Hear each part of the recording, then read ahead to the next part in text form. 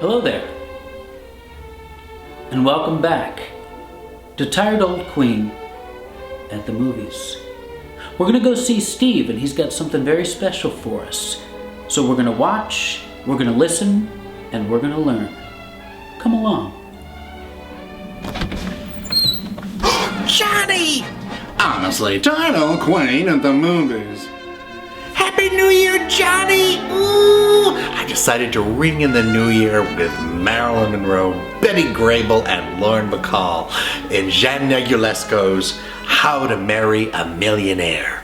This was based on an old Zoe Atkins play from the 1920s called The Greeks Had a Word for It. And it was about essentially three girls, gold diggers, who moved to New York and try to marry the richest men that they could possibly find. Nunnally Johnson, who was just had a whiz with funny dialogue, wrote the screenplay for this, and it was actually the first movie in CinemaScope. It was also the very first movie shown on NBC Saturday Night at the Movies in September of 1961, and it was the first Marilyn Monroe movie I ever saw that night. You know, of course, that diamonds are a girl's best friend, and this is our proof of it.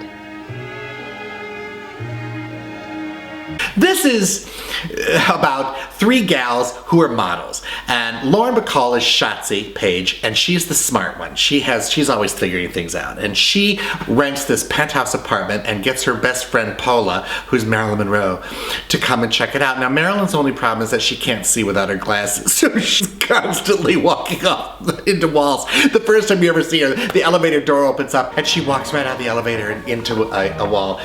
To the left. She goes to knock and she's like leaning in, and Shotzi opens the door and says, "All right, put 'em on. No men here yet." "Ooh, wow." So she calls her friend Loco. It means crazy, you know? That's what I know.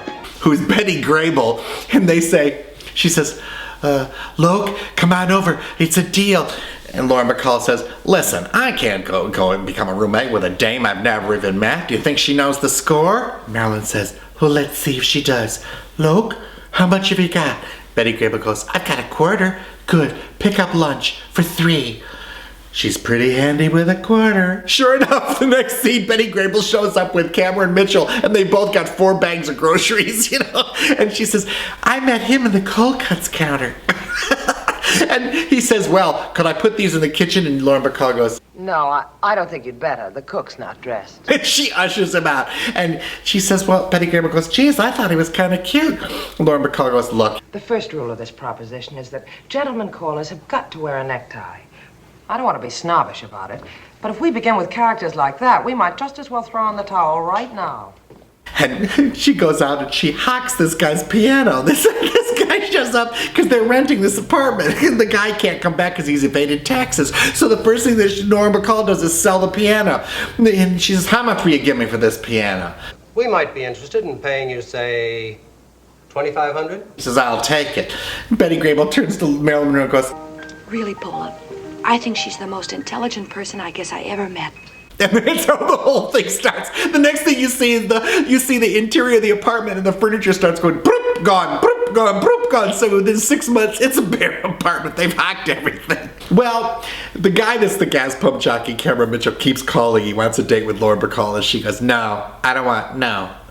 Listen, Mr. Brookman, you're wasting your time on this number. Don't call it again, will you? One night, Betty Grable brings home William Powell, and he's a Texas oil man. And he's in town at a convention with all these other Texas oil men who are all rich. So the three of them go out and they all start beating up guys. And essentially that's the premise of the whole movie, is the mistakes they make, the wrong choices that they make. And of course, in the end, they all choose love over money. Tonight? No.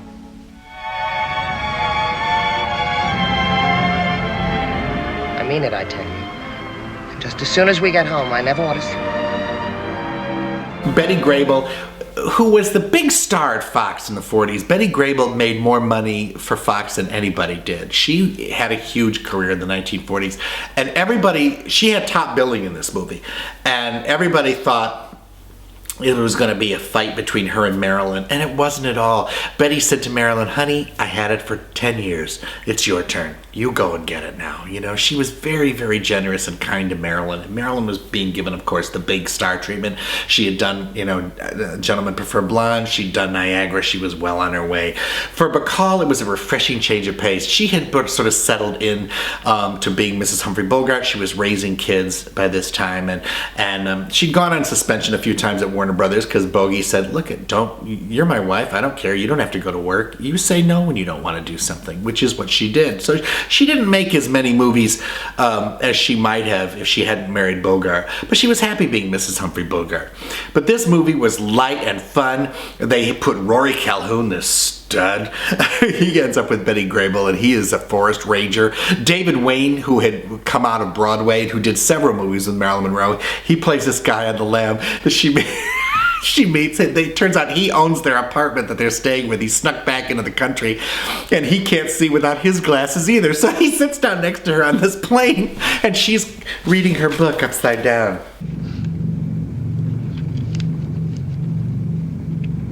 And he says, excuse me. She goes, yes. Why aren't you wearing your glasses? She says, what makes you think I wear glasses? You've got the most peculiar vision I ever saw. Why do you say that? Because you're reading that book upside down. She says, I'm not. Oh.